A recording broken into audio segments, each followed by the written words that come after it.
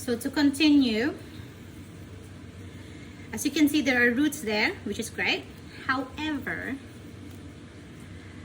if I take one of these from the roots, yeah, so I'll take this, for example, I'll take it and I'll take the roots. The problem is this part is already dead. So even though it has those roots, it's not gonna do us any good. We won't be able to use those roots anymore. We'll have to cut where it's healthy. So you can see that's quite dead. So I'll have to cut here. It's the healthy part. That's the dead part. See? This part is so thin. So as much as I would like to save as many roots as I can, it's just not possible with this plant because most of it is dead from the roots up. That's when you know it's root rot, because it's dying from below. Because as you can see, some of the leaves are still okay, but you go down lower and that's when it starts to get worse. So to summarize what happened and what we can avoid, first of all, when you get a plant and it's in soil, you might want to wait maybe a week or so, or at least a few days for the plant to acclimate to your house. It's not gonna look nice the first few days because it's trying to adjust, and take those few days to actually see the perfect spot for it, because it doesn't mean that you put it in a spot that's the best place for it. Sometimes it's going to be too sunny, or sometimes it won't have too much sun, or it's going to be too dry in that area, or it's beside or it gets drafts. Depends on the plant that you have. If you can see the big ivy there, that one I've moved twice. It used to sit beside the window, beside that big window, but it wasn't it was growing. But when I put it in that spot, which is it's getting a lot less light, that's when it grew exponentially. As you can see, it's so big.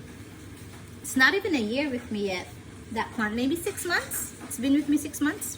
So when you bring a plant in, keep it in the soil, in the same soil that it came in. If it's from a nursery, I'm sure the soil will last, you know, a few more days while you're trying to look for a perfect place for it. If it came in a box and it doesn't have soil in it, then that's when you repot it immediately. However, your plant is still in shock from going from one place, from one house to another, different conditions, especially caletheas. So let it adjust first. I give my plants at least 1 to 2 weeks before I repot it. Sometimes I don't even repot it if I see that the soil from where I got it from is actually pretty good. And there are nurseries and plant shops that have a good mix of soil. You know, when you see it, it's sometimes you'll even see the in the soil you'll see the extended release granules in there. You'll see that they had perlite in there, or a mix with sphagnum moss. So if it's a good soil, I don't even try to change it unless it really needs it. So that's one. Let it adjust first. Don't try not to shock your plant. Second, if you're going to repot it in a good mixture of soil. So this soil was too dense. It seems like it has a lot of, it's denser basically than what the plant originally came in, which had a lot of perlite, a lot of it had some bark in there. So if you're going to use a premix soil mix, just make sure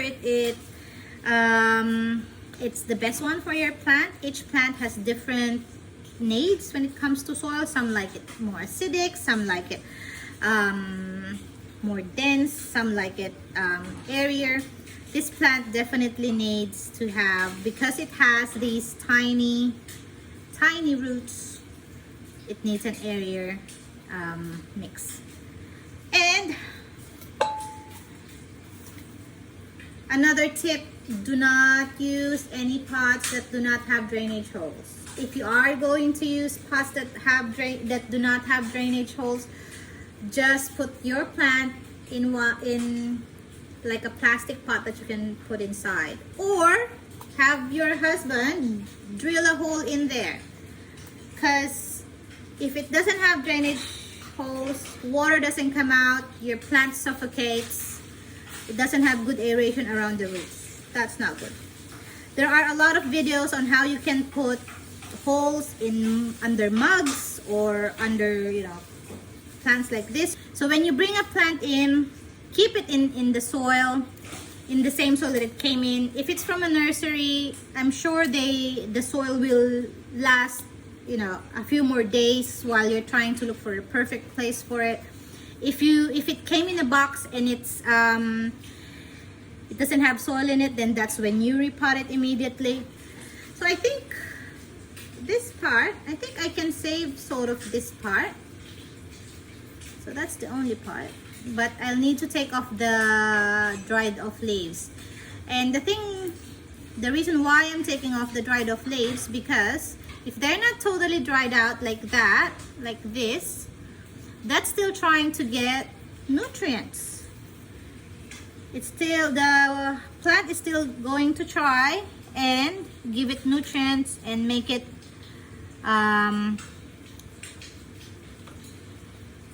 better. And that takes up a lot of your energy, a lot of your plant's energy. Instead of your plant focusing its energy on making roots, it's actually also trying to revive those